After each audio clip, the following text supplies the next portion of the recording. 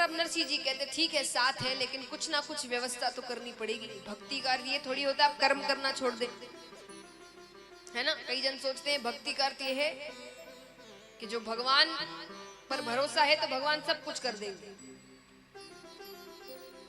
कई लोग मुझसे कहते थे जब मैं पढ़ाई मेरी चल रही थी कि आपको तो पढ़ना पड़ता ही नहीं होगा, आपको तो भगवान पास कर देते होंगे। हम बोले हाँ, भगवान आते हैं पेपर लिख कर जाते हैं।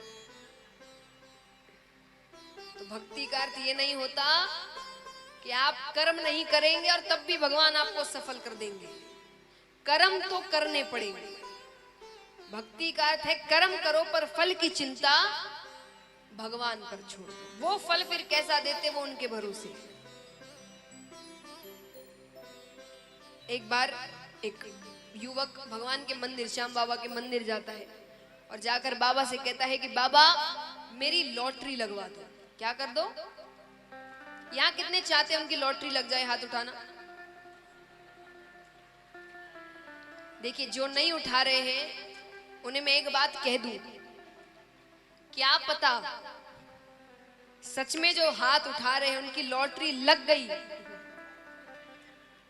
तब आप सोचेंगे हमने भी हाथ उठा लिए होते तो अच्छा होता। भगवान के दरबार में इतना नहीं सोचना कि होगा कि नहीं होगा। अच्छी बात है तो हाथ उठाओ। तो कौन कौन चाहते हैं लॉटरी लग जाए? हाथ उठाना। सबकी लॉटरी लगे, भगवान करे। तो सब चाहते हैं। तो वो युवक भी जाता, पहले दिन गया, हे बाबा मेरी लॉटरी लगवा दो। दूसरे दिन जाता है, हे बाबा मेरी लॉटरी लगवा दो। तीसरे दिन जाता है, हे बाबा मेरी। चौथे दिन जाता है, हे बाबा मेरी। पांचवें दिन बाबा प्रकट हो गए। बाबा कहते 4 दिन से आकर कह रहे लॉटरी लगवा दो, लॉटरी लगवा दो। पहले जाकर लॉटरी की टिकट तो खरीद।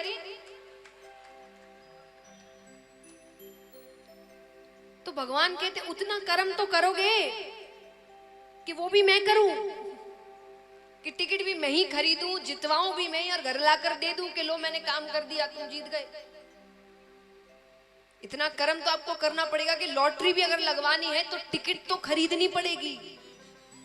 तो कर्म करना पड़ेगा। बात अंत में यही कहा जाता है, भगवान कहते हैं कि चाहे ज्ञान हो, चाहे भक्ति हो, चाहे कर्म हो, जो भी हो कर्म आपको करना पड़ेगा, तभी सफलता प्राप्त हो।